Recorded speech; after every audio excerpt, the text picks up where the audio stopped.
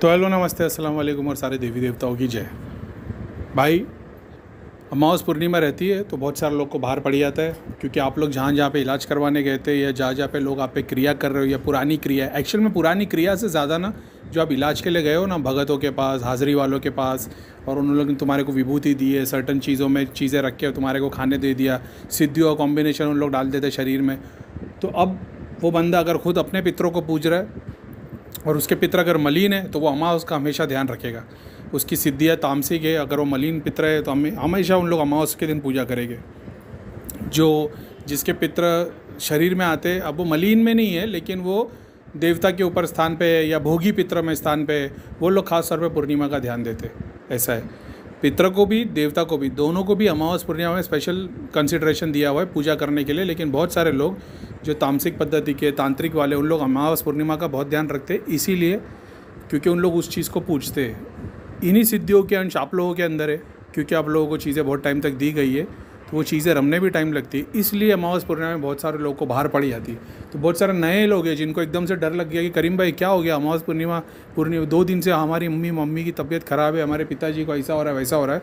क्योंकि आप नए हैं तो आप लोग को पता नहीं। मैंने कई बार एक्सप्लेन किया, अमावस पूर्णिमा के ट्रेड्स होते।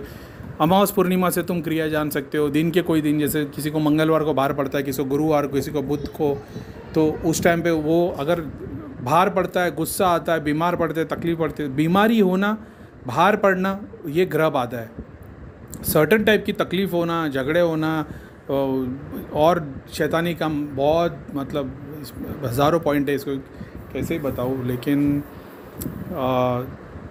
जैसे हफ्ते के 7 दिन, अभी शनि का भाव किसी के ऊपर है तो उसका सैटरडे को दिन ख़राब रहेगा। बहुत सारे लोग हैं जिनको वेडनेसडे को झगड़े हो जाते, थर्सडे को झगड़े हो जाते, या किसी एक दिन को, तो उनसे वो पता चलता है कि इन पे ग्रह की बाधा है, देवता का दोष है। तो ग्रह की बाधा आई है मतलब कहीं ना कहीं देवता का दोष है। वो देवता के बारे में पता चल गया तो तुमको पता चलेगा कि तुम्हारे पे उसी के ट्रेड्स है। तो उससे आगे आगे आगे चीज़ें बढ़ती रहती है। जैसे मेरे को, अगर मैं लोगों का इलाज ना करूँ तो शनि का जो मेरे पे प्रभाव है, एग्जाम्पल के तौर पे, जैसे मेरे को पेट की समस्या थी तो मेरे को पता चला कि भाई शनि का, ये घर में तुम्हारे शनि है तो तुमको हमेशा पेट की तकलीफ़ रहेगी, तो कितना भी दवा करा दो कुछ नहीं। तो इससे तो मेरे को समझ में, अच्छा ठीक है, तो मतलब ये, तो मैंने दवा लेना छोड़ दिया, फिर मैंने लाइफस्टाइल चेंज किया। ऐसा है। अभी अगर मैं लोगों का इलाज बंद कर दूँ ना तो मेरे को शनि फुल फ्लेज में एनर्जी देता है और क्या बोलते हैं, मेरे मतलब बहुत सारे फ़ायदे देता है, ऐसा नहीं है। लेकिन जितना मैं नेगेटिविटी का लोगों का इलाज करता हूँ ना तो फिर उस वजह से मेरे को मेरा शनि वीक हो जाता है। हालांकि ऐसा है कि शनि में तुम जितना ज़्यादा लोक सेवा करोगे उतना वो पावरफुल होता है। मैंने तो ये एक्सपीरियंस किया कि मैं जितने लोगों को, फिज़िकली बात कर रहा हूँ मैं, फिज़िकली तुम जितनी ज़्यादा लोक सेवा करोगे उतना शनि का तुम पे आशीर्वाद होगा। तो शनि का आशीर्वाद मेरे ऊपर है, तो स्पिरिचुअली मैं बहुत ग्रो करता हूँ अल्हम्दुलिल्लाह। और मतलब वो ग्रेस है, वो शनिदेव महाराज का और ईश्वर की कृपा, गुरु का आशीर्वाद, माँ बाप की दुआ, कि वो ग्रेस है कि वो मैं स्पिरिचुअली बहुत मेरी ग्रोथ हुई है। लेकिन फिज़िकली मैं उससे वीक हो जाता हूँ। फिज़िकली मेरे काम आगे बढ़ जाते, मैं मटेरियली ग्रो नहीं कर पाता, और बहुत सारी जगह पे लोग दुआ करने बोलते तो फिर बाद में मेरे काम लंबे हो जाते, और प्रोकास्टिनेशन, ये कल करो सो परसों, परसों करो सो नरसों, मेरे काम वैसे हो जाते। ऐसा है नेगेटिविटी के काम में। तो फिज़िकली मेरे को, अब इसके लिए जैसे ही मैं फ़िज़िकल चीज़ पे ध्यान दूंगा तो होगा क्या, लोगों पे हीलिंग कम पहुंचेगी और मैं अपने काम में फ़ास्ट होने लग जाऊंगा, जबकि मैं वो चीज़ नहीं करता। समझ रहे हो? जैसे मेरे को फिज़िकली स्ट्रांग रहने के लिए, अपने काम पंक्चुअल होने के लिए, आगे मेरे पे भार ना पड़े फिज़िकल बॉडी पे, उसके लिए मेरे को कुछ चीज़ों का ध्यान देना चाहिए। मैं सिर्फ जाप करता हूँ, तो अगर मैं वो चीज़ के एलिमेंट्स अपनी बॉडी में ऐड कर दूँ, शनि यंत्र लगा दूँ, शनि की साधना वाला, और सर्टन चीज़ें जो मैं अपने फिज़िकल बॉडी पे अगर उसको आजमाऊँ तो मैं फ़िज़िकली स्ट्रांग होते चले जाऊँगा। लेकिन मैं जितने लोगों के लिए काम कर रहा हूँ ना वो वीक हो जाएगा। ऐसा है, इसलिए मैं वो करता नहीं। इसलिए बहुत बार यूट्यूब पे वीडियो नहीं आते कि एक बार बोलता हूँ कि भाई मेरे को एक हफ्ते भर में काम करना नहीं कर पाता, मेरे काम लंबे होते रहते, उसका एक रीज़न है। ऐसा नहीं मेरे पास सोल्यूशन नहीं है, मेरे को एग्जैक्टली पता है कैसे क्या काम होता है। बहुत बार ऐसा होता है कि मेरे को जाप ध्यान छोड़ना पड़ता है काम धंधे बिजनेस में इन्वॉल्व होने के लिए। ऐसा है, लेकिन अभी क्या ही बोलूँ। तो ये सब ऑलरेडी आप समझोगे, पढ़ोगे, जानोगे तो सब कुछ मिलेगा। आप सुन रहे हो कि कोई मिल जाए शनि का भक्त, आपको बोल दे काला कपड़ा लगा दो उससे काम हो जाएगा। शनि को समझो तो सही, उसके ट्रेड समझो, अपने ग्रुप मेंबर से एस्ट्रोलॉजी की पढ़ाई करो, थोड़ा समझने की कोशिश करो कि कौन सी चीज़ कैसे काम करती है, तो बहुतों का फ़ायदा हो जाएगा। कोई तुम्हारे पास आएगा बोले यार पता नहीं यार, रह के ना हफ्ते में कभी कभी सर बहुत भारी हो जाता है, अब तुम उसको पूछोगे भाई कौन से दिन होता है, वो बोलेगा ऐसा कोई दिन थोड़ी है। बोले स्पेशली देख ले गुरुवार के दिन होता होगा, तो सामने वाला बोलेगा हाँ यार शायद गुरुवार बुधवार के टाइम पे होता है। तो तुम उसको बोल सकते तेरा गुरु वीक होगा, या गुरु इस घर में बैठा है इसके लिए तेरे को सर की तकलीफ है। समझ रहे हो? तो ऐसे बहुतों के तुम इलाज कर सकते हो। आयुर्वेद में लिखा है कि जो लोगों का इलाज करता है और एस्ट्रोलॉजी की नॉलेज नहीं है वो अधूरा है। अब मैं एक एक इंडिविजुअल को चेक तो नहीं कर रहा कि मैं आपको बता अच्छा आपको कंधे का जो भार है ना ग्रह आधा की वजह से, लेकिन आपके जो काम धंधे बिजनेस की वजह से, वो तांत्रिक क्रिया की वजह से, और जो आपके घर में ये चीज़ें हो रही है, बर्तन गिर रहे हैं, कलेश हो रहा है, वो इस जगह पे ये प्रेत बैठा है, कितनों को ही चेक कर लूँगा।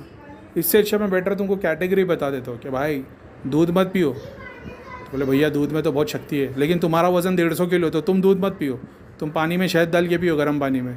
अब अगला बंदा आएगा बोलेगा करीम भाई मैं भी पतला है, पानी में शहद डाल के पियो। मतलब भाई तू 50 किलो का है, तू दूध में शहद डाल के पी। ऐसा है, और उसी से भला होता है भाई। मैं तो बहुत बड़ा फ़ैन हूँ राजीव दीक्षित जी का। बेचारे चले गए, मैं तो दुआ करता हूँ अल्लाह उनको जन्नत दे और उनसे बड़ा मुकाम दे। मैं तो बेचारे बहुत बहुत बड़ी बड़ी ग्रेट बातें उन्होंने ऐसी बताई, होम्योपैथी से, एस्ट्रोलॉजी से। जानने की कोशिश करो।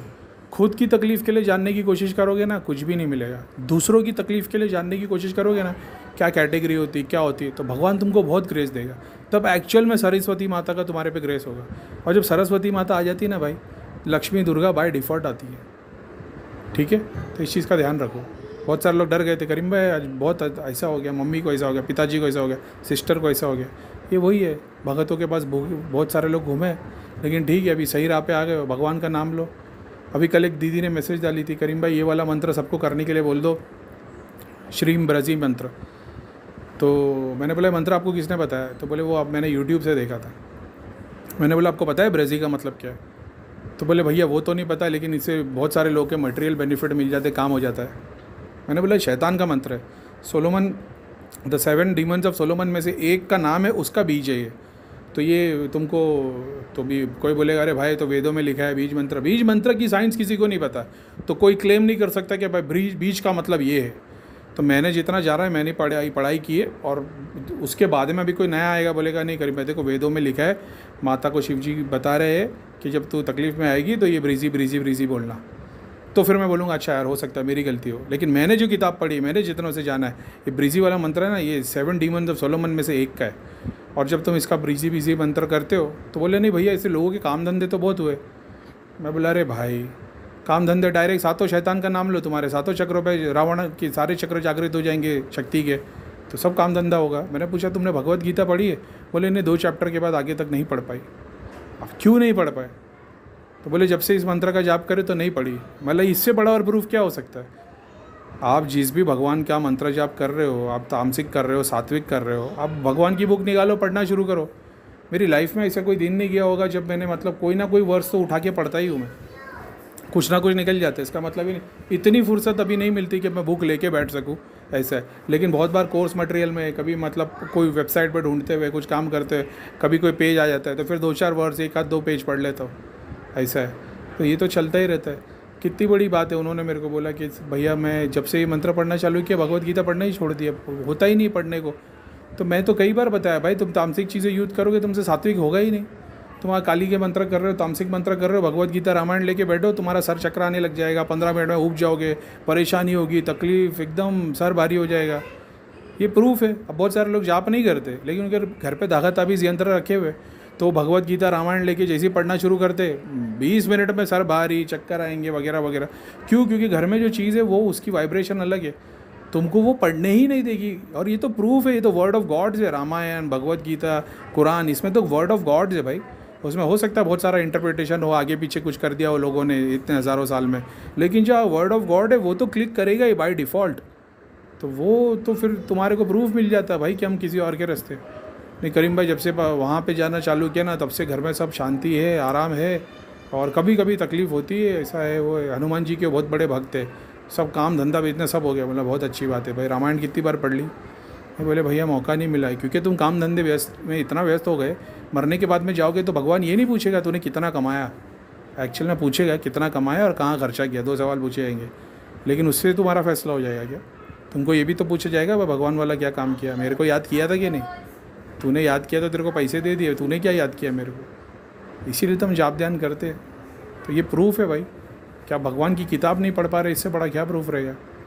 जिनको डाउट होगा, गायत्री मंत्र पढ़ने वाले जितने होंगे पढ़ के देखना, तुम आराम से 2 घंटा 4 घंटा आराम से पढ़ लोगे। तुम्हारे को हैबिट भी नहीं होगी। ट्राई कर लेना कल से, क्या यार करीम भाई ने बोले ट्राई करके देखता हो। तो जो गायत्री में जिन को मैंने उनके मंत्र पढ़ने को बोले, चाहे वो गायत्री मंत्र हो, हनुमान जी की हो, शिव जी की हो, वो सब भगवान के ग्रंथ पढ़ पाएंगे। जिसने घर में से धागा ताबीज़ यंत्र पित्र वाला सामान नहीं निकाला है, उसकी हालत का टाइट हो जाएगी। और एक दिन में भी नहीं पता चलता एक्चुअल में। तुम 3 दिन 7 दिन 11 दिन का संकल्प लेके देखो, तुमको पता लग जाएगा कि 11 दिन में यार देखते हो रामायण पढ़ पाता हो क्या रोज़ का 2 घंटा, या भगवत गीता पढ़ पाता हो क्या, या कुरान पढ़ पाता हो क्या, तुमको पता लग जाएगा। और ऐसा कुछ नहीं कोई नया बताता हो, ये सब ऑलरेडी बताया हुआ है, लेकिन ठीक है चलो खैर।